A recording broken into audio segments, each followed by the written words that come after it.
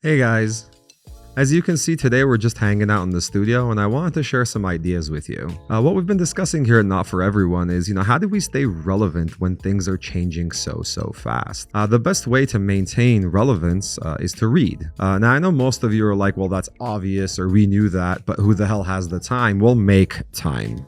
Ultimately you're betting on yourself to win, so you have to invest into that bet. In this video I'm going to share some ideas and some books that I've been reading that gave me a head start in my life, in my career.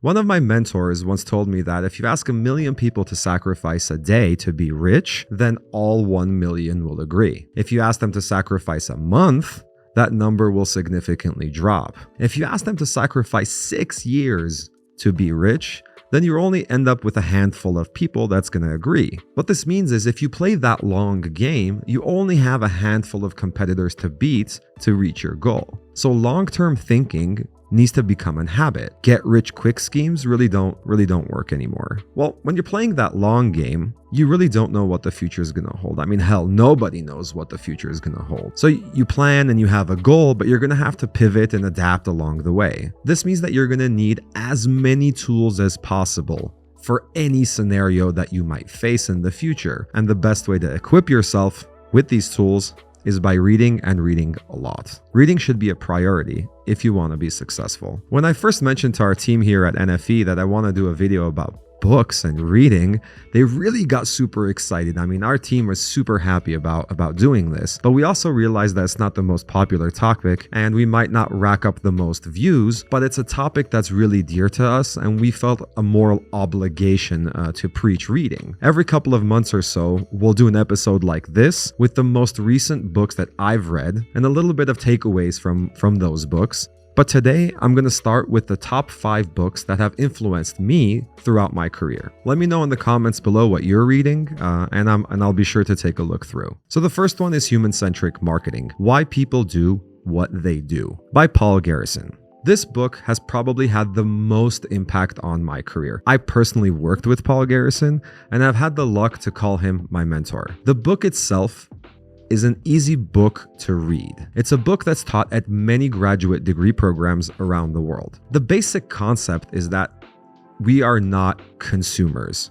We are human beings with full lives. We have hopes and dreams, we have fears, we have stress, we have triggers. The book outlines a comprehensive marketing model that allows for big data to play a role in understanding not only consumer habits, but day-to-day behaviors of humans. Well, it argues that if you're trying to sell a soft drink, then you have to accept the fact that soft drink choices in humans is probably one of the least important things in their lives. I mean, family, friends, careers, hobbies, all come before your soft drink choice. And if you don't have a model to understand that behavior, then you can't really be human-centric. You simply can't be a 21st century marketeer if you haven't read this book. So go out there right now, and if you're interested in marketing, definitely pick this up. My second choice is a book called Why Nations Fail: The Origins of Power, Prosperity, and Poverty by Darin Acemoglu and James Robinson. This book is going to give you more of like a macro perspective.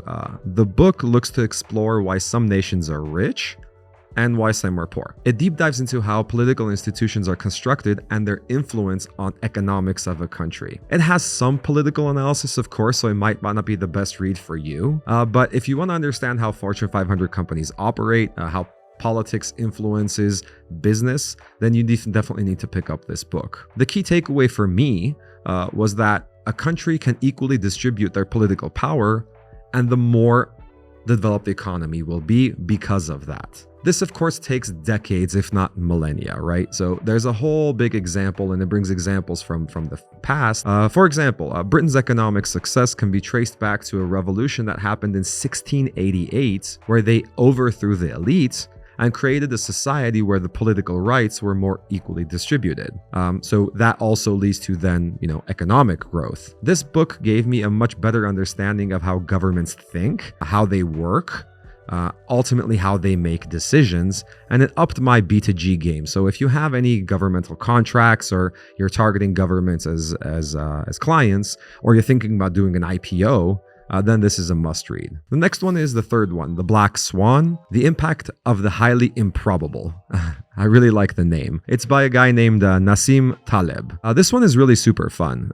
Have you ever heard the term Black Swan events? Well, this is where it originates from. It basically starts off by straight up calling forecasters con artists, which I really like. The entire book is basically a giant middle finger to anybody who calls themselves an expert. It's a rally cry to stop listening to anyone that says they can predict on what's going to happen and just go out there and change the world. In the book, Taleb highlights that Black Swan events are impossible to predict, but have immeasurable consequences on society. This means that we can only know if a Black Swan event happened after the fact. The pandemic is an awesome example of this. I mean, we had no idea it was coming, but it changed everything. No expert, no forecaster, no financial analyst could ever imagine what was coming. I mean, the key takeaway for me was to be more experimental in my decision making. Trying to understand whether a product might work is kind of useless. It's better just to launch and then see what happens. I've been managing my businesses with that mindset